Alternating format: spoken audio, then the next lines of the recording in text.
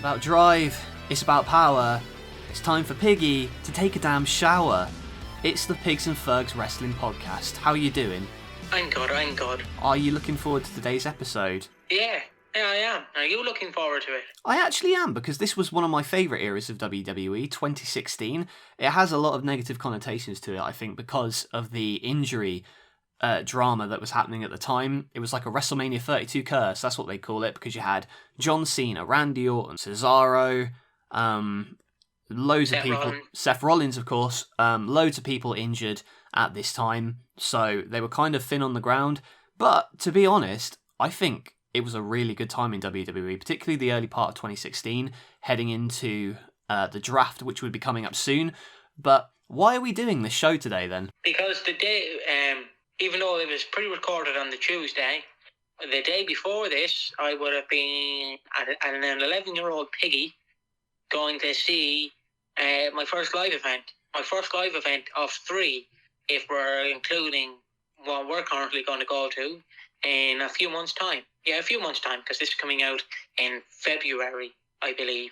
So a few months' time, we are going to Money in the Bank. So that will be my second adventure with Ferg. Hopefully we can do karaoke.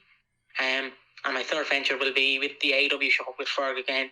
Expect reviews. Hell yeah. This is about the first time. And the first time I went to a live event. So I will be excited to go to the pay-per-view. Yeah, I mean, as someone who... I don't know if I went to WWE for a long time between, like, 2015 and 2017, I want to say. I think at this point, I around this time I went to NXT TakeOver London, and up until that point, that was my favourite show that I'd ever been to. Just the crowd and atmosphere and everything. I don't think I've ever been to a Raw... Oh, no, I have been to a Raw taping in the UK. My mistake. Because that's what we're doing next week, of course. So yeah, this is similar to the part of the arc where we're talking about... We're calling it the introduction arc, aren't we? Where we are just talking about what shows were on when we were born, what shows were on when we first got into wrestling, and now we're going to talk about the shows that we first ever attended, our first live events. Obviously, yours wasn't televised, but do you actually have the list of results for the show that you went to? Oh, I'll have to go into CageNet. Is it Cage.org? It's Cage Match. I think if you type in Dublin live event April 21st, 2016, it'll come up. Because I had a look beforehand, and the two main event matches were pretty interesting, but the rest of the card left a little bit to be desired, I'm not going to lie. I think I remember... do you remember what the matches were on that show?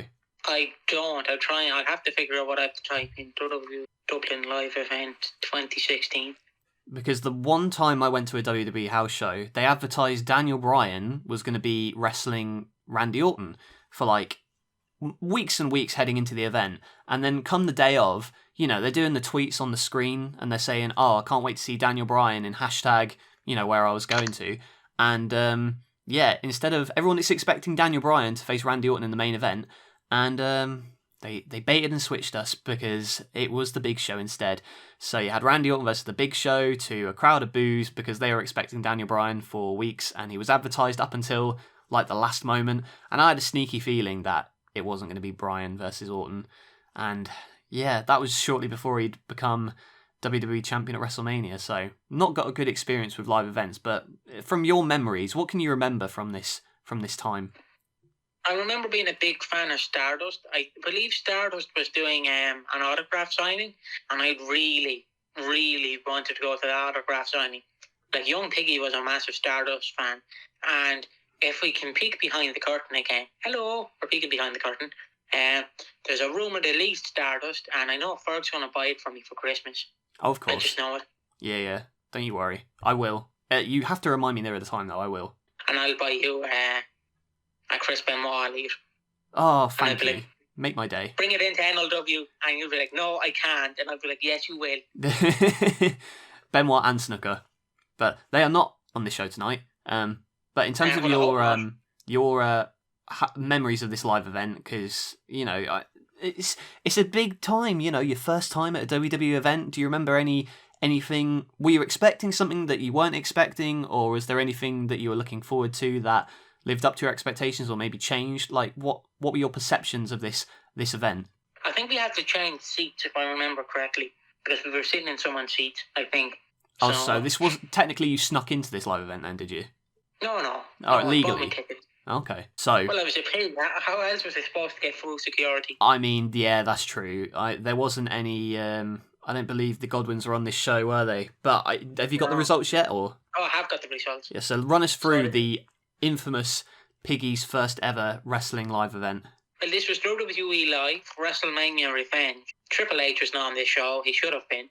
But it was the WrestleMania Revenge Dublin 2016 was the 8th night of the WrestleMania Revenge Tour, which took place on April 21st, 2016 at the O2 Arena in Dublin, Ireland.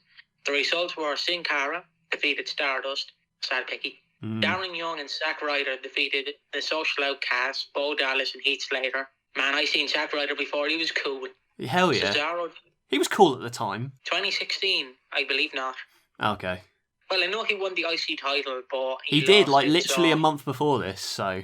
Cesaro defeated Rusev. So I can say I seen a Cesaro match and a Rusev match. The New Day with Big E and Xavier Woods were the champions. Defeated the Dudley Boys, Bubba and Devon Dudley, or as I know them as Team 3D, Brother Ray and Brother Devin. Oh, and also defeated the Usos, Jay and Jimmy, in a triple threat tag team match to retain the tag team titles.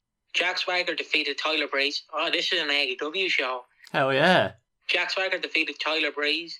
I remember this Charlotte match because I wanted to go to the bathroom. Oh, you are a big old sexist. It was a triple threat. It was the rematch from WrestleMania. Yeah, well, I had to go to the bathroom. Why didn't you go during the Jake Hager match? Because Jack Swagger was a good wrestler. And Becky Lynch is not? Well, could she get we the people over? I don't think so. I suppose. All right, point taken. No, I had to go. I went before. Either before this match or after this match. I can't remember correctly, but it was a good match. Charlotte defeated Becky Lynch and Sasha Banks in a triple threat match to retain the women's championship, and Roman Reigns, champion, defeated Sheamus to retain the World Heavyweight Championship. One thing I was disappointed by is I wanted to see Finn Balor at this show, but Finn Balor lost the title that night to Samoa Joe, and I was so disappointed that I did not see Finn Balor. Oh, of course. Yeah, because Finn Balor, I imagine they probably would have gotten him over for this tour, but maybe not in the end. But he would debut on the main roster in like a matter of months, so you're only a couple months shy. So is this to date your only wrestling show that you've been to? I have also went to some indie show, but I do not really count that because it wasn't really a fun time for me. I got the Elite 29 CM Punk, so that would have probably been in late 2014 or 15. I can't remember the indie show. I would have to do some digging. I can't even remember the day we went, what date it was. But this is my first ever live event. Oh, that's cool. So overall, fun time was had? Yeah. That's good. I will send you the image I want the thumbnail to be. Oh dear, what is it? I can maybe flash it on the screen. Yo! That's cool. I'll pop that up on the screen for the people at home. But that is a cool looking Stardust spitting the water into Sin Cara's face. Obviously, he ended up losing. But 6 years later, wait, we're filming this before the Royal Rumble, so yay, Cody won, or boo, Cody lost. Put in the appropriate one, I guess. It could age badly, this. We'll never know. The thing that I want to talk about, though, because, we can count that as what was going on in the competition. I don't care what's going on in TNA right now, all right? We'll do that. We'll save that for another time. But what about the wrestling figures that were coming out around this time? What's ringside looking like, Piggy? Ringside is looking stacked. Like, I understand this was 6 years ago, but give take into the fact that I was an 11-year-old because my birthday's in December. So I'm technically like a 2004 child, even though I was born in 03. You know what I mean? So, like, 11-year-old me really wanted some of these figures. I remember I wanted to get the SummerSlam Battle Pack, be it with Dean Ambrose shirtless and Roman Reigns. I believe he was shirtless. I don't know why I made that such a, selling point. I don't know. Yeah, I don't know why I made it a focal point. But, yeah. The things that were sticking out to me on this page, did you see the creepy Dean Ambrose Roman Reigns face mask? Mask? Yeah. Oh, yeah, I did. That's the stuff of nightmares. I don't shout out anyone who's got that at home. Maybe still. I remember I had a Rey Mysterio costume, but nothing like this. This is just creepy and weird. The thing that stands out to me on this page is a Chris Jericho Elite ringside exclusive from WrestleMania 19. Is that rare these days? I can have a quick look on eBay. I know He Shall Not Be Named is selling an Ultimate Edition of it for about $130. Well, I've got it. The head scan leaves a little bit to be desired, but it's still a decent figure. I do like the, a simple head swap, and I'm sure it'll be good to go.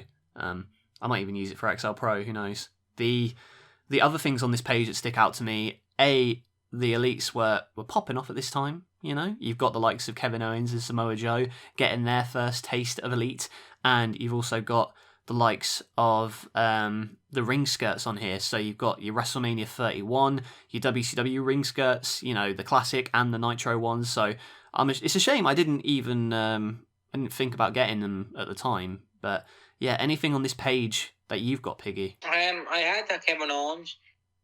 People who know me, I used to be a big Rizz Toy Show fan. So I'm so sorry. That Kevin. Yeah. Well, like a 11-year-old me loved Rizz Toy Show. I think we all did at one point. He is. Yeah, no, that's fair. We all had at least at one point loved him. I remember my pick fed so well because I remember I wanted to bring Rizz Toy Show in. Well, Kevin Owens, let's be honest. Kevin Owens in. And they wanted to bring him in and have him face Brian Myers or Kurt Hawkins in a TLC match where he would go over and then Kevin Owens would come out and pop up powerbomb. That sounds like a good... You're still booking like that today, though. Just I book extra pro, so like... Oh, yeah, well, that's true. You got me there. Yeah, the stuff you're going to see on XL Pro is going to be wacky, and you can thank this little pig for that. Yeah, and you can thank the Patreon. Oh, of course. Yeah, of course. But this show, as a lineup, it's not too bad, but did I forget something? Oh, yeah, of course, the video game, 2K16. Oh, yeah, I forgot to note that down. I don't think, 2K15 would be now at this point. 2K16 doesn't come out till... No, 2K16. It would be 2K16 because this is 2016. Oh, sorry, it's 2K16's out. I'm thinking of the modern way they do it, where they release it in March or April. Yeah. By the way, side note, that new game that's coming out, it looks good. I really want to get it. So it was released on PlayStation 4, Xbox One, PlayStation 3, and Xbox 360, and Microsoft Windows on the 22nd of October 2015. And Stone Cold was the showcase mode. I remember that because I played it on the Xbox 360, and I remember playing as Mikey Whipwreck. I remember that so much. I think I've got this game at home, but I don't know if I've played it all that often. Do you have any memories of this game? Did you enjoy it? And there were a couple around this time. I know 2K15 was universally panned, but what about 2K16? How was that received? I can go through that in a minute, but I will go through the roster very quickly for people who want to know. So, we've Adam Rose, Aiden English, Alicia Fox, Alundra Blaze as DLC, Andre the Giant, Arn Anderson as DLC, Arnold Terminator 1 and Arnold Terminator 2 as DLC, Bad News Barrett, Bam Bam Bigelow, Baron Corbin, Batista, Big Boss Man as DLC. How many people are on this roster? Because it must be in the hundreds. I was going through I think there's 120. I mean, we're not going through 120 names, but that gives you an idea. I know this had a fair few NXT people on it as well. There's no way. Ryback. It's not like Ryback. He would have been. Yeah, he would have been in this game because he was on this show. But and Superstar Steve Austin. Oh yeah, of course. And Mikey Whipwreck. Those are the key names you really need to think about there. I'm so sad that he was never on an official figure, Superstar Steve Austin. Yeah, he is. No, Stone Cold has, but Superstar Steve Austin, the gimmick. Yeah, he has. Has he? Yeah, When? what? Are you talking about the Elite 91? That's stunning, Steve Austin. That's stunning Steve Austin. I'm talking about ECW Steve Austin. Oh, I see. I mean, a quick fix-up and you're there, aren't you? Steve Austin as Hulk Hogan is one we need. Some other notable names was Undertaker 01, Victor from Extension. Notable name, Victor. Yeah, we also had, give me a second. We also had, who else did we have? We had Stevie Ray. Oh, yeah, of course. We had Simon Gotch. Shane McMahon in his first ever video game in 3 or 4 years. Another notable name is Rikishi. We had 2 Rikishis. Another notable name is Mikey Whipwreck, of course. Another notable name, Jimmy Hart, Hall of Fame, DLC. Gerald Briscoe and Pat Patterson are another notables. Not too bad. I mean, I imagine with the Stone Cold mode as well, they'll have Attitude Era arenas and that and stuff. But yeah, honestly, past 2K14, I've got no knowledge of WWE games. I stopped buying them at that point because I didn't get a PS4 for years, and still don't own a PS5. So I think I probably tapped out around that time. For this show, you were saying you were 11 years old, and now thinking back to it, I was like, oh, I must have been a kid. No, Piggy, I was a grown-ass man. I was an adult when this show happened. And that makes me feel really old. It only dawned on me. When I started secondary school, you were finishing secondary school. So literally... Jeez, I'm not that old, though, and you're not that young. You know what I mean? Like, it's so mental to think, isn't it, that you're only a few years older than me, but when you look at it in retrospective, you literally were finishing school when I was starting school. And I was making... what was I doing at this time? I think I was doing WrestleMania 2. That was the NWO storyline. This was going on at this time. So... Yeah, I remember that. I remember watching NLW. I don't know when I tuned out. I think I tuned out after WrestleMania 2. It's when people say to me, like, I remember watching you as a kid, and I'm thinking, am I not still? Like, and they're, are you not still? And it just makes me think, oh God, it has been that long. This is almost 7 years old, this show. Enough to give you a bit of an existential, but we're just going to keep rolling. We'll start off with SmackDown from April 21st. Oh, Raw. What about Raw? We don't care about... Well, they recap what happened on Raw. So but we have to run through Raw, and then I have to run through TNA as well. No, I told you we don't care. We've already done what... I thought the nostalgia seg... In the context, people have to know what was going on. Suckers gots to know, as Stevie Ray would say. There's a link to 2K. You know what? It's your job. Go ahead. Tell me what happened on Raw and then TNA. Well, Raw happened on April 18th in the O2 Arena, London, England, of course. Taped on the 18th of the 4th. So, right. So, I don't think I have the results. Oh, damn it. Oh, so you failed. You failed at the hurdle then. You don't have the results. A summary. I don't want a summary. I just want to know the results. I can tell you what happened. I know in the main event, I know Roman Reigns got attacked by the Good Brothers, because that's what they show on the show. And in the main event, I think it was Dean Ambrose beating Kevin Owens in the main event, because they recap it on the show. I have the results. Okay. Chris Jericho defeated Sami Zayn in 12 minutes and 48 seconds. The realest guys in the room, Enzo Amore and Colin Cassidy, or Big Cassidy as he's called, defeated the Dudley Boys, Bubba and Devon, in a number 1 Contenders Tag Team Championship Tournament semi-finals match in 8 minutes and 33 seconds. Baron Corbin defeated Fandango in 1 minute and 21 seconds. The New Day, Big E, Kofi Kingston and Xavier Woods and Cesaro defeated The Miz and the League of Nations, Sheamus, Rusev and Alberto Del Rio with Maurice. Natalya, Sasha Banks and Becky Lynch and Paige defeated Charlotte with Ric Flair, Naomi, Tamina, who's not called Snuka anymore, and Summer Rae by submission in 10 minutes and 26 seconds.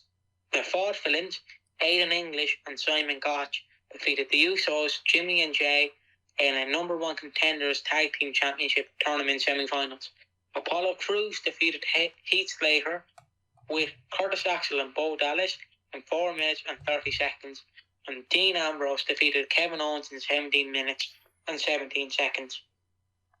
Okay. I mean, for a Raw, you know, around this time, it's 3 hours. I mean, it's better than Raws that have been previous, I suppose. And I imagine the crowd with that. You know what? When you're attending the UK Raw, honestly, it doesn't really matter. The crowd makes up for it anyway. But have you got the TNA results? Because I watched TNA at this time. Yeah, I've got the TNA results. Maria, is that Maria Kanellis? I want to know very quickly. Yes, it is, yeah. Because she's with Mike Bennett in this period. Maria defeated Gail Kim, Ann Jade and Marty Bella, Rebel and Velvet Sky in a winner becomes head of the Knockouts ladder match. Weird match. Trevor Lee with Sugar Cane Shane Helms defeated. Oh, I remember DJ said. Yeah. Or as the Americans call him, DJC. It's said, not C. Said. Said. Both DJ men in, said. and also you're going to see a theme on this TNA that most of these people are now in WWE. You've got Mia Yim in WWE. Maria's not. Am I stupid? She's in AEW. Well, she did go to WWE briefly. And Trevor Lee, obviously Cameron Grimes, and your man Joaquin Wilde from Legado. So yeah. And DJC, I don't think is in WWE. No, he is. He is. He's Joaquin Wilde. He's in Legado del Fantasma. Wait, what? How am I only finding this out now? DJZ is Joaquin Wilde. They didn't do anything with him for ages, and then they put him with Santos, and now he's on SmackDown now. So how did I only find that out now that he's Joaquin Wilde? It's a completely different gimmick, though. I mean, not a completely different gimmick. Well, now it's a completely different gimmick. When he came into NXT, they just used his real name for some reason. I think this was around the time that AEW was starting up, so they didn't want like fresh names. They wanted fresh names, I should say. Trevor Lee defeated DJC and Eddie Edwards in a 3-way match to retain the X Division Championship. Al Snow defeated Mahabal Shira. Yeah. He's still knocking about in Impact, I think. Jesus, there's a list of names here. In a 6 minutes and 29 seconds, Jeff Hardy versus Matt Hardy. So this is the start of the broken stuff. And the winner gets the rights to the Hardy name in an I Quit match. Ended in a no contest. Of course it did. 20 minutes. TNA. But this was a good match. That was a good match. I do remember it. And your commentators were Josh Matthews, D'Angelo De Niro, and your ring announcer was Jeremy Borash in WWE now. Oh, damn. Who signed the Boneyard match? Of course, yeah. Oh, Josh Matthews on commentary was not great. Any Josh Matthews memories? No, I'm trying to remember what he did. I once ate a burger in front of him. There's a little story. It's not really a story. Okay, explain the story. Oh, it was just when I went to WrestleMania, and obviously you've got the, I think it was the Sugar Mill they had, you know, your indie wrestlers out front. And they're all, like, signed now, you know, you likes of Brian Cage, Best Friends and all that.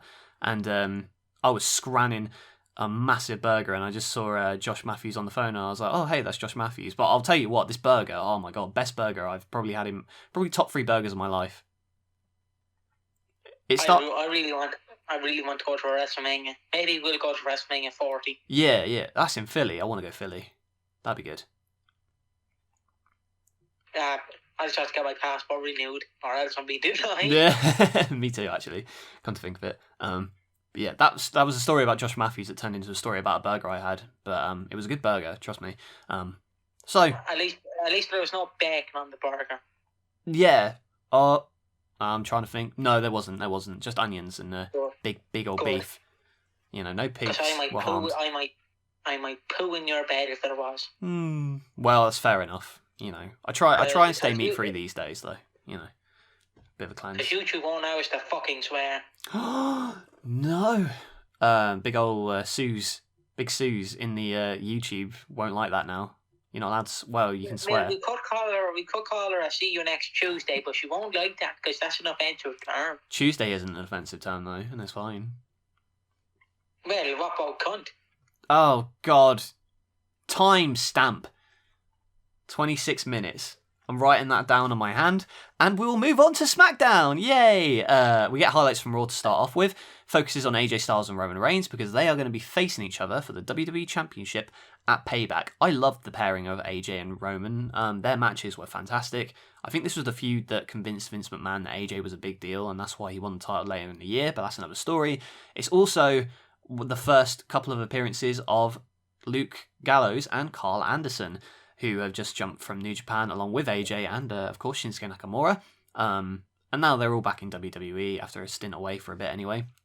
So Carl Anderson and Luke Gallows, they attack Roman Reigns, and Roman is kind of browbeating AJ and saying, you know, why did you let them attack me? And AJ was like, well, it wasn't my fault. So, Yeah, controversy there. And that brings us on to our opening segment. It's MizTV with AJ Styles. The Miz is still, I wouldn't say he's peak Miz here. I think he's got a couple of months to go until he gets there, because later on in the year he has a feud with Dolph Ziggler, which is amazing. But yeah, he brings out AJ and talks about his time in Japan and his affiliation with Gallows and Anderson. And AJ was not really having any of it. You know, we've still got squeaky clean babyface AJ here. And Miz, he's asking the hard-hitting questions. Did you set up the hit on Roman Reigns? And AJ denies this. And Miz says, did you tell them not to attack him? And, you know, he's laying it in. And AJ, well, Miz eventually kind of goes away and he's talking about I like this little bit with Maurice. Can you remember what happened? I can't, because remember I was watching this on a bus, so... Yes. Talk us through his little dialogue lines with Maurice. I can't. I was on a bus. Oh, yeah, I thought you said you can. So you were literally just watching the visuals. You don't. No, I skipped this segment. You skipped this segment. Oh, it was brilliant. So I'll tell you what happened. How can I listen to it on the bus? I was charging my phone. I didn't want to disturb the crackhead who was sat across from me. Damn. Out of his head on crack. The struggles of island bus travel. I don't know. I'll talk about. Piss on the bus as well. Well, I'll tell you who was pissed. AJ Styles, because Miz was getting up in his grill. So, you know, Maurice says, "Oh, you're so sexy when you're interrogating," and then they're snogging, and Miz says, Maurice says, "I love you," and Miz says, "I love you too." And he's like, "Hold on, redo the line. Say that," and he goes, "Say that again," and she does, and then he goes, "I know." And it's all dramatic, and then they make out, and that's when AJ punches him in the face. So, you know, Miz, he's working, you know, his classic heel, and yeah, a good segment to further the stuff that's happening on Monday. I enjoyed it, and that means we're going to get a match between them later tonight. I think we've probably seen this match loads of times before, but, you know, it's a SmackDown in the UK. What can you expect? I'm not going to ask your opinion on this, because you didn't watch it. I'm sorry. Yeah, it should be. But did you watch this next match? I did watch the matches. Just the segments I couldn't really watch because, for obvious reasons, I don't want to be playing wrestling and people are like, I don't care, Dublin crackhead. I just want to watch my wrestling. I heard someone in my the cloakroom at work, and I was caught aback because I was like, it was just after WrestleMania 38, and Cody had come back, and I was like, can I hear his return in my head, or have I just like planted that into my memory? Someone was watching it on their phone, and I'm like, oh, a wrestling fan, but I was too nervous to go up and say something about it. So there you go. I could have had a friend there in that moment. You could have, but now you do. Yay, there we go. And we can talk about Kalisto versus Ryback. Your thoughts on Kalisto and Ryback? Ryback, we're moving on. Because I think he's like the Andrew Tate of wrestling. Because people, well. That's a bit harsh. Well, not the Andrew Tate, but, you know, I know what you mean. The kind of meme. Yeah. He's the kind of meme guy. He's not sexist, by the way. I'm not saying that. He's not a human trafficker. I'm not saying that. I'm just saying his opinions about wrestling now kind of stimulate like what Andrew Tate says about women. It's for shock value. It's for shock value, isn't it? Yeah.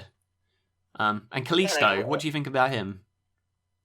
They were desperately searching for a new Rey Mysterio. Oh, because yeah. I can tell. Because they were like, Sin Cara failed. Kalisto, please don't fail us. Kalisto went, yeah. I won't. He did. They're still looking for him. I know. Looking for the new Rey Mysterio. Oh, Rey Mysterio is the new Rey Mysterio now because he's still there. But well, I guess you could say Santos, but they're not really doing a lot at the moment. But at least he's on TV. The champion Kalisto. Or what about Scripps? Do you know Scripps?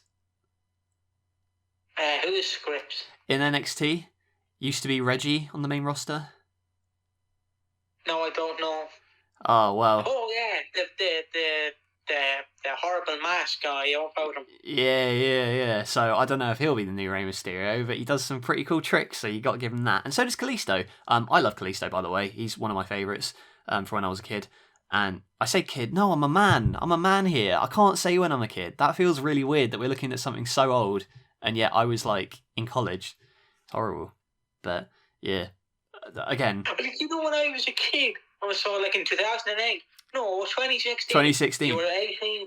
When I was a younger man, you know, now my Zimmer frame, I'm like Ryback, just sitting back eating chips, watching this now. But Kalisto, yeah, I remember really digging him. But I agree with you, they were definitely trying to push him as the new Rey Mysterio here. Just in the way he was presented, everything about it just felt forced. I don't know. Did it feel forced to you? As a kid, it didn't feel forced. But looking back at it, it did. Because to me, you can't replicate a wrestler. Like, there can't be a new Matt Hardy, for example, or a new Shawn Stasiak. Someone just has to be themselves. You can't be the new Shawn Stasiak. You brought up meat. You brought up meat 2 episodes in a row. We recorded the Rumble. We recorded the Rumble '98 recently. Yeah, I know, but you know what I mean. You can't be the new Shawn Stasiak. You can't be the new Buff Bagwell. You need to be the new you. You have to be the new Ferg. You can't be Ferg Stasiak. You know what I mean? Unless you're family with Shawn Stasiak, of course. Yeah. Well. Like Braun Breaker, I understand why they don't want to call him Steiner. That makes sense. He can't beat Scott Steiner. No one can beat Scott Steiner. Because Ric Flair, you old bag, you should have took a cat. But it worked for Randy Orton. Because he used the Orton name and he got over more so. So I understand it. Bob Orton didn't land on his back for like a lot of months. No. The only time he landed on his back was when Mrs. Orton became pregnant. Hey-oh. Sorry. Ryback, he's attacking before the bell. So it's Kalisto versus Ryback. Non-title. I didn't know this at the start. I thought it was the US Championship. So they just had a match at WrestleMania and they're going to have another one at Payback. So Ryback attacks Kalisto. And yeah, you can tell as well, Ryback is over it at this point. Did you watch him during the entrance? How like glazed over he was? What do you mean, glazed over with like wrestling? He was just like, you could tell when he was doing his Feed Me More that he did not care one bit during this match. He was just like, I am leaving. I think in a matter of weeks he's gone. But the way... It's so weird looking back at Ryback. Because I look at Ryback like the lesser Monty Brown. Because he's kind of in that bubble of like what could have been. He's like up there with Sean O'Hare, Shawn Stasiak, of course. I will always bring up Shawn Stasiak. I think turning him heel... initially it helped him, but then not doing anything after the fact. I think the stuff with Heyman and Punk was his downfall, in my view, in terms of taking him seriously as a credible threat. But yeah, here he's so far off. Like, not even wearing the singlet, wearing the trunks. It's just weird. It's a weird time, and it's a brief time that he's like this as well. Because he's like heel, only just turned heel as well recently here. So Kalisto, he's running all over the place, trying to quick and move with Ryback.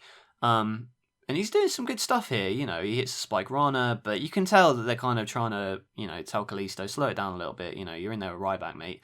Ryback hits a nasty clothesline, goes to the Shell Shock, but turned into a DDT. That was a good move. Salida del Sol is turned into the Shell Shock, and that was it.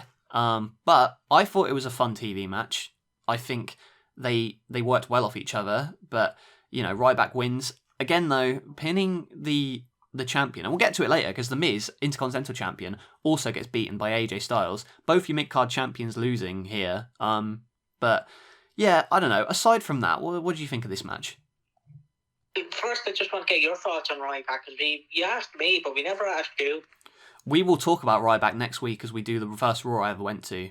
I absolutely loved Ryback. I was all in on Ryback in 2012. And I was old enough then to know better, but I was into Ryback. I loved Ryback, man. Loved him. I always thought that Ryback, if he stayed, they could have built him up as the next Bill Goldberg. But to me, had he stayed, the WrestleMania 33 match could have been Bill Goldberg versus Ryback, and I would have added up.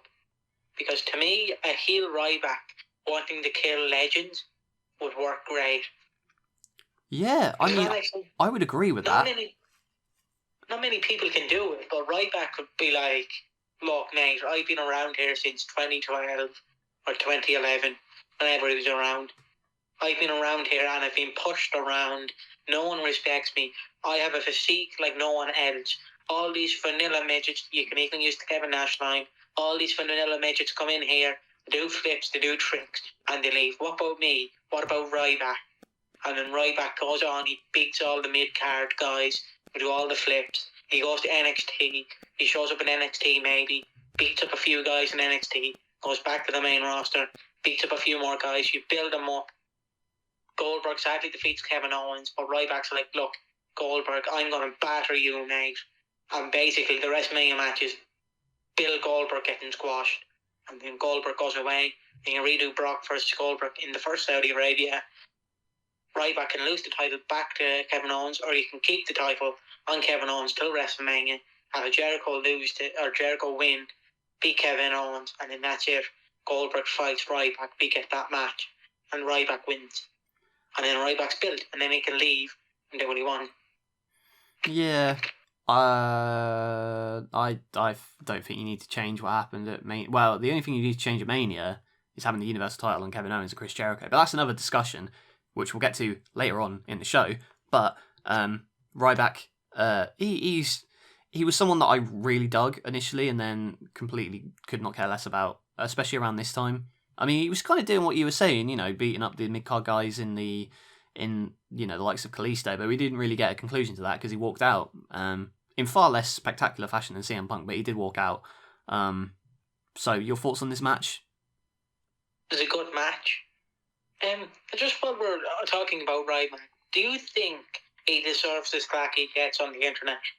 Yes, 100%. I think it's really funny. Because to me, it's because I don't know whether, because I've never wrestled a match, but I don't know, was Ryback the stiffest guy around that time? Well, stiff, there's a difference between stiff and not knowing how to protect your opponent, because you can be stiff and still protect your opponent, you know what I mean? So I don't know whether he was just... Yeah. But then, I don't know. I rag on Ryback. I just think you're putting up I don't know if he is self-aware, if he's not self-aware. That's the kind of thing, if he is self-aware, I find it funny. If he's not self-aware, I'm a bit concerned. You know what I mean? Mm-hmm. Yeah, so I don't want to rag on him too much.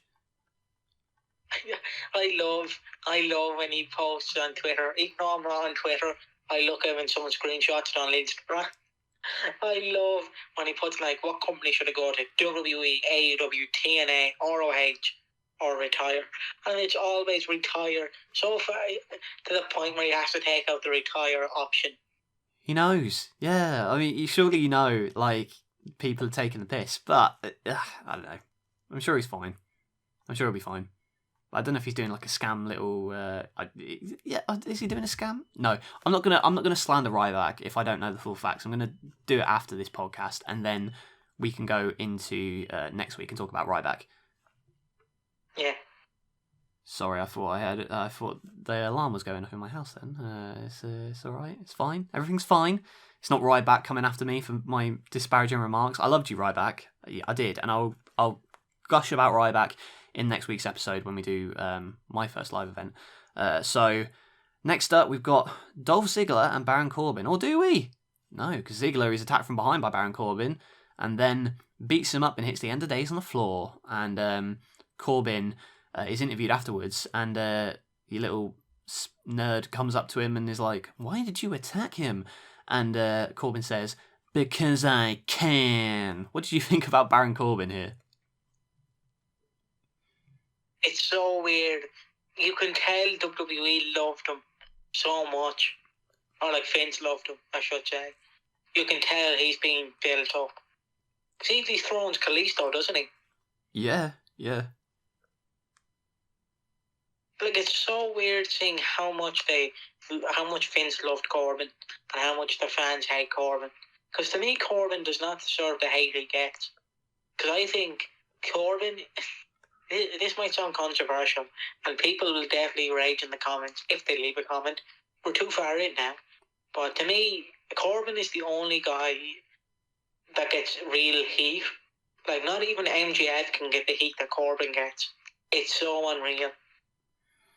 Well, I am the complete opposite of you. I think that the Baron Corbin hate, it's not for him as a guy, it's for the character he portrays and the fact that he's not you can kind of evolve. I thought the best character work that Baron Corbin has ever done was when he lost all his money.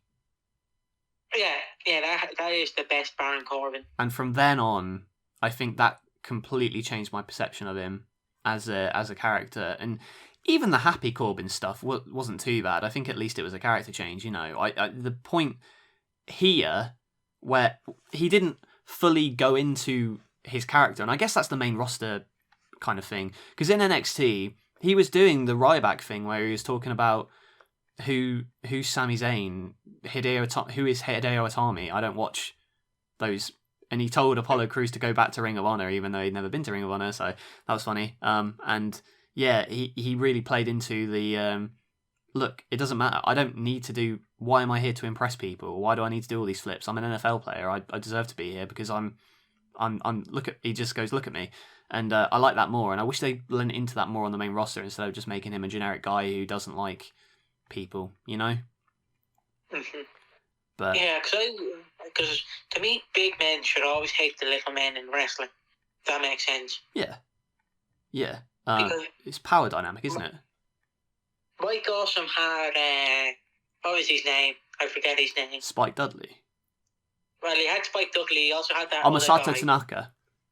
Yeah, he had that guy. Big Show had Rey Mysterio. Brock Lesnar had Rey Mysterio. Brock Lesnar also had John Cena, let's be fair. Mm-hmm. Undertaker had Kane, who's another big guy. But I guess he also had Steve Austin and Triple H and Test, who's another big guy. Test had Scott Steiner. You know how a big man is supposed to have that little men rivalry. I don't know who Corbin's Rey Mysterio he was. Kalisto, probably. Kalisto ended up being that. But I think Kalisto ended up being Braun Strowman's little guy. Oh, that was James Ellsworth. Oh, of course, yeah. Don't forget, this is the same year where James Ellsworth cost Dean Ambrose the world title. Oh, it is. It is. Man, we could do a whole podcast about James Ellsworth. Your thoughts on James Ellsworth, even though it comes out that he might be dating a minor? Might be. I have no idea. Like, every time I can't keep up with that kind of thing. I'm just trying to. I need to do my research before I say anything on that. I don't. I just say rumours and the truth. You just say that's going to get us sued. Well, it's not going to get me sued. You're the one who has to take responsibility for what you say on this podcast. Look, I just heard that a few years ago he either SEXTED a minor, even though she was legal in some states, kind of like the Velveteen Dream situation to a lesser extent. That's all I heard. And the girl, that's all I heard. I don't know if that's true. I haven't kept up with this story, but I remember this story came out in 2017, 2018. So. Well, I have to do my research on that. I do remember something about that coming up. But he's still getting work today, isn't he? Yeah, well, Velveteen Dream isn't, but. No, we can go into. I don't want to do a podcast on that. That sounds dark. It's a dark pipeline. We'll talk about the wrestling here. Yeah. Speaking of James Ellsworth and AJ Styles, he's in this next match. It's Intercontinental Champion The Miz versus AJ Styles, and again, Miz being the heel, attacking at the bell, showing aggression. Styles slows him down and gets in the Muta Lock, which is quite nice. Miz escapes, and this is around the time where AJ Styles is quite fresh on the WWE scene. I remember watching this around this time and thinking how out of place AJ Styles seemed, and now it just feels like a natural fit. But especially at this time, it was like a fever dream seeing him in WWE because of how long he'd been in TNA. So Miz gets a cheap shot, slams into the barricade. Miz takes all the heat, and the figure four, Miz's move, which was passed down upon him to Ric Flair, from Ric Flair to The Miz all those years ago, and then eventually Styles gets out of it. He keeps selling the knee, does AJ Styles, and it's him trying to tease the clash, but Miz will counter and then continue to attack the knee. Some good heel on face work. Styles hits the Pele though. Miz bails, and AJ, he's trying to go for the springboard forearm, and that's when Miz kind of goes away. So he's trying to leave, but then Carl Anderson and Luke Gallows arrive and block his way, and that's when Styles hits the forearm to the floor, tosses him back in, hits another phenomenal forearm, and picks up the win. And Gallows and Anderson clapping for AJ Styles, but Styles not appreciative of the effort of Carl and Luke. But yeah, it continues the story at least. And then, the fact that both the Intercontinental Champion and the US Champion lost on the show is a bit weird. But, Styles winning is fine. It's just, is what it is. What did you think about this match? It was a good match, I must say. Probably the best match on the show, I want to say. It's a shame the WWE Champion wasn't on the show, or was he? No, he wasn't. He was on Raw. But yeah, you can't... SmackDown at this time is such a nothing show up until they go... Like, literally nothing on this show had any value whatsoever, really. Realistically speaking, If anything, I think the stuff that happened on that live event you went to is probably more important than this. Stardust losing to Sin Cara is more important. Yeah, well... Oh, I'll tell you, who was the ring announcer? Did you notice who the ring announcer was on this show? Who was the... Oh, it was Brandy Rose. It was Brandy. Yeah. Brandy Rhodes. I was like... It took me a second. I was like, oh, look who it is. So, yeah. Even in, like, a couple months' time, she's going to be I'd say a big deal alongside her husband. So, yeah, quite interesting to see her as just a random face on the roster. But yeah, it was a fine match, fine TV match. Went a little bit long, but, they had to pad out time. We got Ambrose and Sami Zayn backstage. Dean Ambrose, oh man, look how sanitized. Look what they've done to my boy. What's happened? I don't know what happened. I don't know, he's just... I forget how... I don't want to say cringe Ambrose was, because he had his funny moments, but then there's so many moments where he's so forced and wacky. Do you know what I mean? Mm-hmm. I don't know. What did you think about Dean Ambrose around this time? I loved Dean Ambrose around this time. I remember in my figure fed from all those years ago, I remember what was I trying to say? I remember I pushed Dean Ambrose heavily, or I called him John Moxley. I think I might have called him John Moxley. I pushed Elite 36 Dean Ambrose very heavily until one day he broke his leg. He did Psycho Sid and broke his leg. Oh, that's a shame. What, legit? But I loved it. I loved that Elite 36 Dean Ambrose. One of my first figures I got. Fun fact, my first ever figure is not on this show. He retired before then. Brian? No, not Brian. Oh. Do you want to know who it is? Yeah, who is it? Road Dogg. Oh, that's a weird first figure to get. My first ever Elite was Road Dogg. My first ever Basic was Bray Wyatt and Daniel Bryan. Oh, okay. Good two-pack. But yeah. No, it wasn't a two-pack. It was two single figures. Oh, two single figures? I think the Daniel Bryan was like a slamming figure where you squeeze his legs and his arms go up and down. That's what the Jeff Jarrett You Got Me does that. Yeah, I know, but at least that Jeff Jarrett was double jointed and had double jointed knees. True, that is true. And do you know what's funny? That figure came out in 2005, right? And I will rag on Mattel for this. That figure came out in 2005. It took Mattel nearly 10 years to introduce double jointed arms. It took them 10 years, and TNA Marvel was doing it in 2005. Like, I understand it's such a weird nitpick, but like that happened in 2005. It took Mattel till 2021 or 2020 to introduce double jointed arms. I can't go back to single jointed arms. I just can't. Like when you try and film with it, you're trying to do like a really complex like grabbing move, and it just doesn't have the same impact as it did. But yeah, strange. But the good point. But I'll tell you what. They want to call themselves the Rough Riders, but Sami Zayn said it's too sexual. And then, yeah. Wacky, I didn't find this that amusing. I think they've done better work. You can definitely tell that they've been given a lot more creative leeway in recent years and how how tight it was back then that you had to like hit these lines. It was forced comedy. I didn't like it. But then the next segment we got. Yeah, sorry. It made one man laugh and one man only. VKM, the Fuda King Mafia. That's all you need. That's all you need, though. You know, man, he's back as well, back in the saddle. So you know, who knows? Well, he also paid a lot of women off. So. Tomato. What's he like? Anyway, Doc Gallows and Carl Anderson. I'm not condoning what he did, by the way. Luke Gallows and Carl Anderson, they're in the backstage, and they said they're going to make their debut in the ring on Raw against the Usos. Ooh, that should be fun. You know, they want to make an impact, so very interesting. Next up as well, we got women's division action when it's Paige and Natalya versus Tamina and Naomi.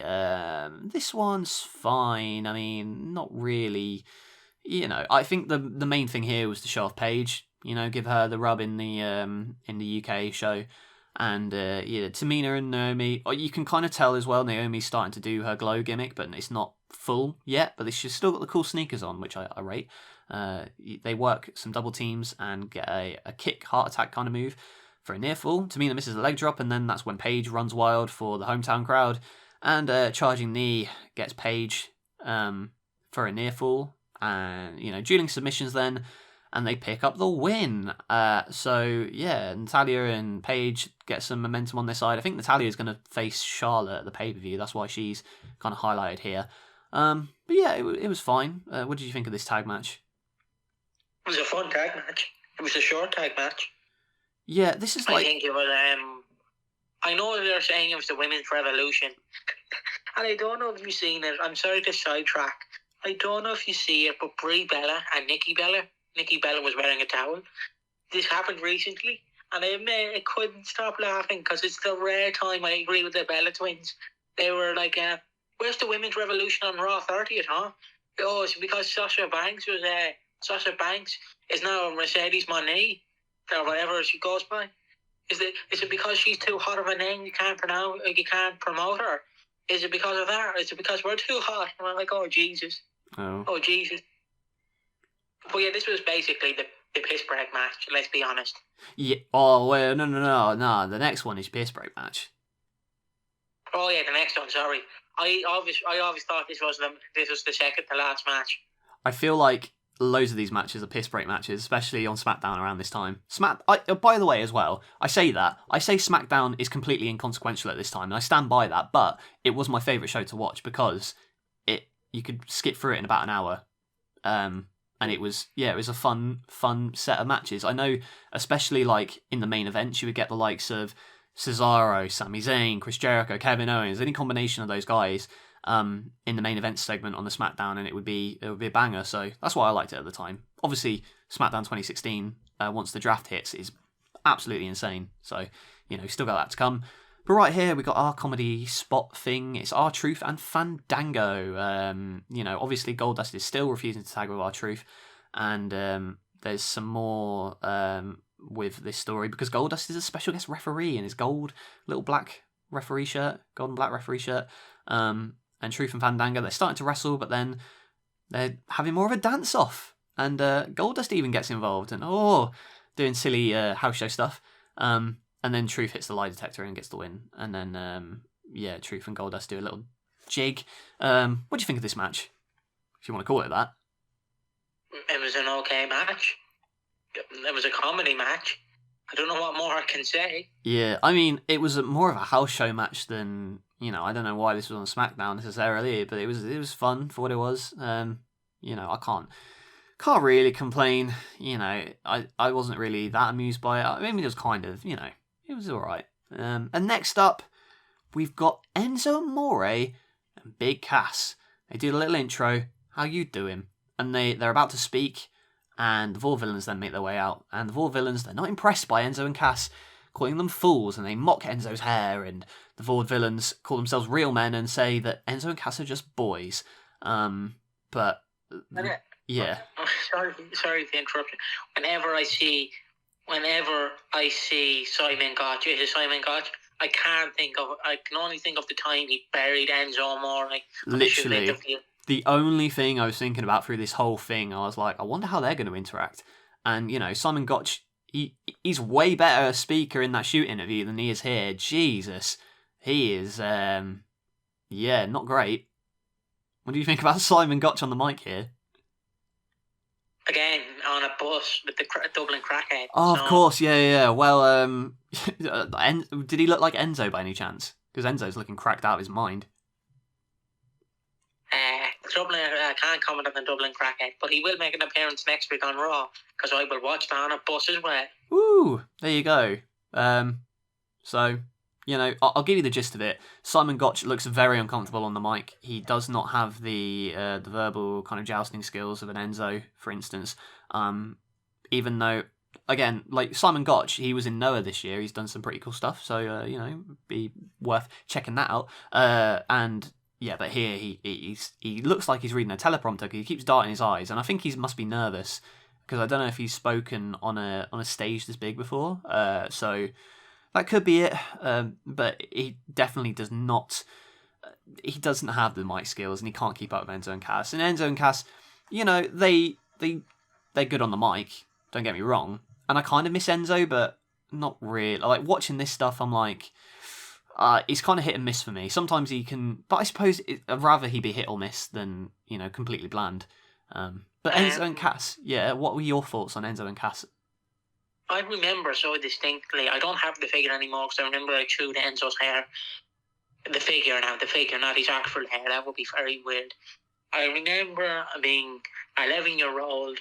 Something happened. I can't remember what. I don't want to say what happened. I was down at my uncle's. Don't worry, nothing bad happened. Just something happened that I do not want to speak upon. I remember I was getting the bus from Wexford to Dublin. So that's about a 3 or 4 hour drive. I was sitting there with an old lady because I had to be seated with someone because my uncle couldn't go with me because he had his son. That kind of thing. And basically, I remember on the journey, my dad rang me and said, "I got the Elite 43 Samoa Joe." I think it was either Small Joe or Kevin Owens, or it could be both, and Big Cass and Enzo Amore. And I remember getting that Enzo and Big Cass and loving the figures. They're good figures. Even the basics you got, yeah? Yeah, the basics, the 2-pack. Yeah, that's a good one. That's a good 2-pack. And the Elite's pretty good too. But yeah, Enzo and Cass, were you a fan of their kind of mic? Were you a fan of them as a tag team? I was a fan of them as a tag team. But when, it's just when you get older, you realise, why was I a fan? Yeah, it's weird, because you feel like they missed the boat. I don't know whether it's because they're not successful now. Not successful, you know what I mean. Big Cass is successful. Enzo's in a floundering rap career. And I will say it's floundering, I heard better rap out of the craps I gave in my toilet. Big Cass... had a rough couple of years and then got himself into insane shape and is now being employed by one of the biggest companies in America. So, fair play to him.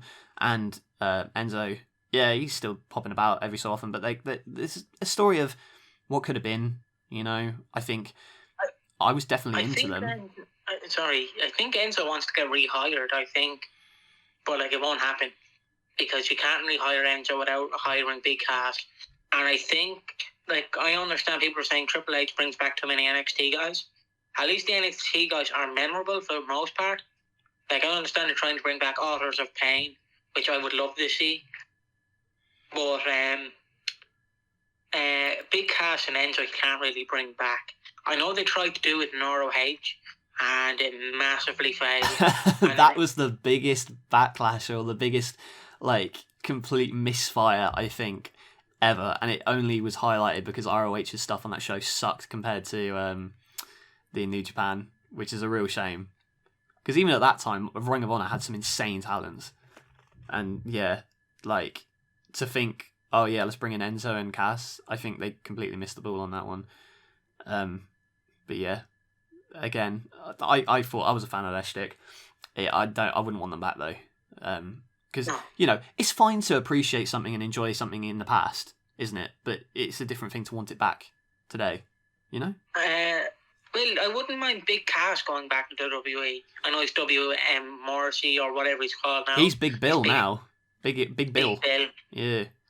I wouldn't mind if he went back to WWE because WWE could use a lot of more bigger talent. Like there's only really Omos in WWE now as the giant killer. Giant really Omos. But he doesn't have the kind of the I don't want to say technical skill, of a big Cass who can wrestle quite well. He's not just a big dude. He can go. His work in Impact showed that, and even in AEW, he's got a couple of chances to be in there with the firm. So yeah, I think. But like you said, don't need to bring anyone back really now. I think they've got the same problem of bringing too many people back. But next up, we've got an AEW and WWE mismatch now, because we've got Dean Ambrose and Sami Zayn. They take on Chris Jericho and Kevin Owens. Oh my god, Kevin Owens and Chris Jericho. What a time. Well, possibly one of my favourite tag teams. Whenever I see them, it makes me happy. Because it always takes me back to Survivor Series 2016. I'm watching that up in the back room of my old house on the old Sky box. Now, I'm not talking about the Sky HD box. I'm talking the one before that, where you couldn't even record on it. I had that. And where you could legally, of course, because you won't know about this trick because you're a UK member. But on the old Sky box in Ireland, now I can say this because you can't do it on modern Sky boxes because it's different.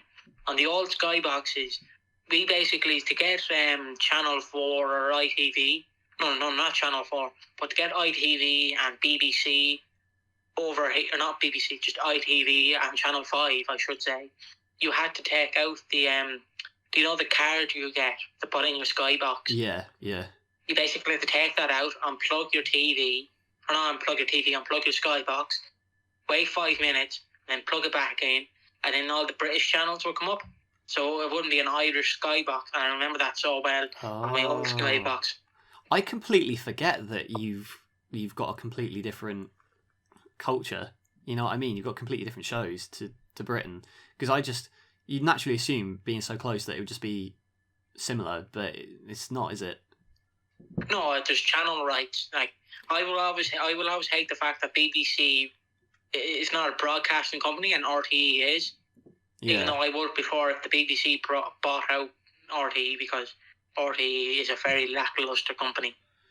Yeah, but I suppose, unlike the BBC, and I'll be honest, this is a shoot, and I don't care if people get mad off of this comment, but unlike the BBC, RTE could not hide a necrophilia paedophile presenter for 40 years until he dies. They can't cover it.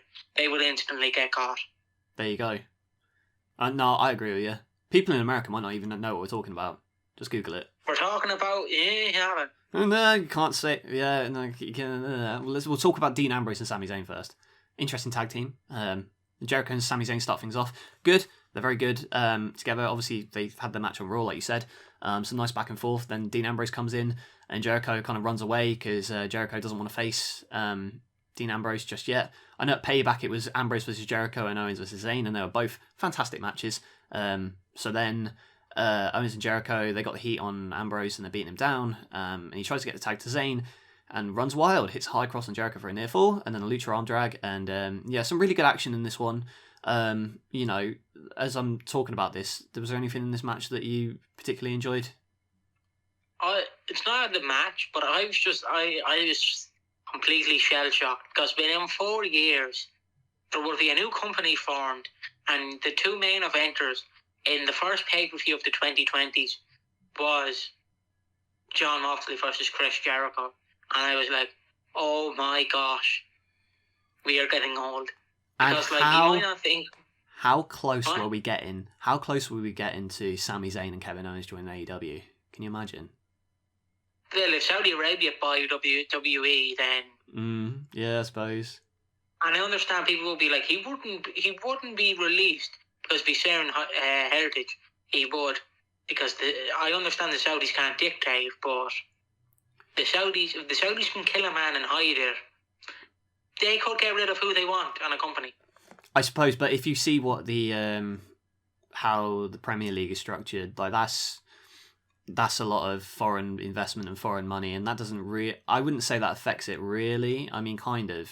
You don't really see it as like a political thing. Obviously, it's sports washing and stuff like that, but that's a whole different thing. Like, I know the Saudis own Newcastle, and they are, I think for the most part, they're kind of neutral about a lot of things, so it hasn't affected them as it would affect WWE. Again, this is all speaking hypotheticals right now. But yeah, the Sami Zayn. Big up Tony Khan. Big up Tony Khan. Hopefully he buys WWE. Oh, can you imagine? That'd be insane. With a lethal dose of poison. I would love if Tony Khan bought WWE and absolutely shut it down. I would absolutely cream my crackers. I would. Oh, no one would go to like it's what But the same thing would happen with when Vince shut down WCW. He thought, oh yeah, they'll all just come to me. But no, you've betrayed WCW, and now the WCW viewers just don't want to go to WWF, and that's why you had a big drop off. So I worry that would be the same thing for AEW. But it's a very interesting proposition. I'm like literally could completely change by the time this podcast goes out. So we'll have to see what happens there. But just in case something does happen, and this is out of date, we'll just say something just in case. We bow down to our Saudi overlords in WWE. Thank you for saving the company. Fuck off, Saudi Arabia. Can go suck a big Saudi money-covered dick. Woo! Okay, that gives you two different perspectives there. But this is... No, I'm not a fan of Saudi Arabia because I'm a person who my forbidden door swings both ways for people who are confused, and I identify as they, them. So if I step foot off American Airlines into the Saudi Arabia, I can tell straight away I'll be put in a straight jacket and shot out back like all Weller. It's like the Qatar. Well, you'll be paid $50,000 and they'll be like, you didn't see anything. I didn't. It's like the whole Qatar thing, isn't it? The Qatar World Cup and all that. I didn't pay attention to any of it. Like, I just couldn't. You know, it just felt too. You know, there's. This is going to sound horrible. There's good hiding of your human rights atrocities, and then there's just stuff that you can't ignore. You know, it's all bad, by the way. You know, I'm not defending any decisions. I'm just saying, you know, when WWE went to Saudi Arabia for the first time, they did a very poor job of hiding their propaganda. You know, they're a lot better at hiding it now than they were. Oh, do you remember the Stephanie McMahon segment where on Raw, where she's like, we're going to Saudi Arabia. Nothing bad happens in Saudi Arabia. And it came out beforehand that they killed the presenter. It's like, yeah, Steph. Yeah. What a time. What a time. It's like, oh, Jesus. But you know, I'll tell you what though. As good as this match was, because I really enjoyed it. Did you like this match? Yeah, it was a fun match. It's just weird. Like, I understand there's more of an age gap between you than there is with me, because I'm not that old. I'm not saying like you're old, but you know what I mean. Like, I was 11 when this happened. You were roughly 8. You would have been 18. Yeah. It was so weird seeing like you were 18 and now you're this is coming out after your birthday, so you're 25 now. It's so weird. It's a bigger gap for you than it is for me, because I've literally just went from my childhood to my teenagehood, because I'm still a teenager. I mean, You've literally went from young adult to adult. Yeah, but back then I was just a dumbass. Now I'm a dumbass with property. Hey, so I run a pig fed company and I sell customs for $600. That's me, NLW. Yeah, that's me. Not anyone else we're referencing. That's going to be old news by the time this comes out. I'm going to have to remember to cut. I'm going to have to remember to cut all this. No, it'll be fine. It's fine. We don't know who it is. It could be anyone. Literally could be anyone. It could be this guy. It could be that guy. It could be Sami Zayn. You know it who? Could be the Saudi Arabia. You know who? It could be the 1997 Denver Broncos. Or Sean Is it Stasiak. Chef? Yeah, true. The ending this though, it wasn't very good. Jericho crotched Sami Zayn on. No, Ambrose is on the top rope to hit a top rope move, and Jericho kind of pushes him off the top rope, and he goes, "Oh, my groin!" And then Owens pins him, and then it just ends, which is weird. But yeah, it was a good match, but you know, I was expecting a little bit more, but I understand. You know, it's a SmackDown in 2016. It is what it is. But the ending was very anticlimactic. But I will say the chat between Owens and Jericho afterwards is very good, because I just really enjoy the interaction between the two. Owens does a running jump at Jericho to hug him, and then they go, "We're the best! We're the best! Yes, we beat him!" And then, you know, this is only the start of their friendship as well. It continues for another year, and it's the best, some of the best storytelling WWE's ever done. And so you know, we heard your thoughts on the match. What about the show overall? What did you think of this SmackDown? Like, compared to WCW Nitro, this was a golden egg. But on a standalone own, this was a weak showing, because it's basically Vince McMahon going, "We're in the UK. Send out the B team. Do. The B team. Go on out there. Do your best, B team." Well, the A team, right. The A team was over on your end, was in Dublin. That's why. Hey, I didn't get to see Dean Ambrose. I'm so sad. I was a big fan of Ambrose. I'm still a big fan. Yeah, these are all the wrestlers that were going to be. These are all. This is the other wrestlers that would have been, that weren't on the show you were at. So this is before they had the draft brand split. Like a couple months after this, they were still doing separate touring. So yeah, but yeah, obviously I would agree with what you were saying. Yeah, it's not. They're in the UK. It's a SmackDown taping. Not really a lot, especially at this time. I did like Mauro Ranallo as well, by the way, on commentary. I forgot to mention that. Yeah, and then he gets bullied by JBN and has to leave. So. Yeah, but I can still hear his dulcet tones on Bellator, so you've got that. Even though Bellator sucks. But you know, he's I like him as commentator. Do you like Mauro? I do like Mauro. I think he's a very good.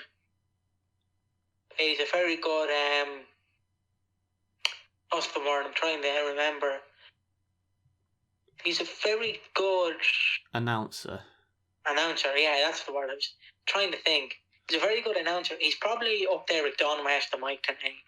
Yeah, in terms of your hype levels for a show, because people are going like, "Oh, he's too loud" or "He's too animated," and it's like, that's what a bloody you're supposed to be. You're supposed to be enthralled by the action, you know. And I like his one-liners and stuff like that. Yeah, I dig it, because it enhances the product rather than takes away from it, you know. So yeah. Aside from that, be right back. I need to use the pig pen. Okay, well, I'll quickly go over my thoughts on this show while he's in the pen. But I had a very fun time watching this show. You know, it wasn't the best show, as Piggy was saying, but it's still, it flew by, in my view. Any time you put those... I think that's what they were leaning on in SmackDown at this time, actually, was leaning on the fact that the wrestlers were good, so it doesn't matter what they book them in, but it kind of does. Yeah, my favourite match of the show was probably this main event. Even though it wasn't the greatest main event in the world, I still enjoyed it. And I enjoyed Ryback and Kalisto. I thought they worked well together, as did AJ Styles and The Miz, even though they went a little bit long. And the opening MizTV was kind of fun. And Enzo and Cass, yeah, I had a lot of nostalgia for their shtick. So, yeah, it was good. But yeah, a fun show. Next week, though, we're going to be doing the first show that I ever went to. And that is Raw from November 5th, 2012 at the LG Arena in Birmingham, England. And it was a very fun time. And I will be talking about my memories of that next week. So tune in for then. In the meantime, thank you for myself and Piggy, who is still in the pig pen, so I'm not going to let him do the outro. I'm back. Oh, you're back. Then you can do the outro. Thank you for listening. We'll be back next week for Raw. See ya. Subscribe, leave a like, leave a comment, do all that jazz, and we will talk to you in the next one. Woo! Woo! Bye. Episode 12 or 11.